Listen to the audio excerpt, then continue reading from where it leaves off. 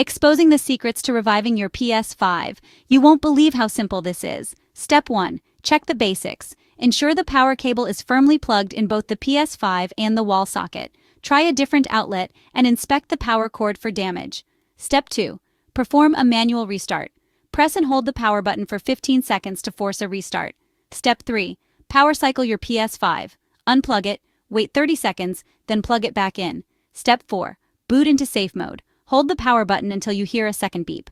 Connect your controller via USB and select Restart PS5. Step 5. Check your HDMI cable. Make sure it's secure or try a different one. For Standard Edition, insert a game disc to see if it powers on. If these steps don't work, contact PlayStation support for help. Good luck,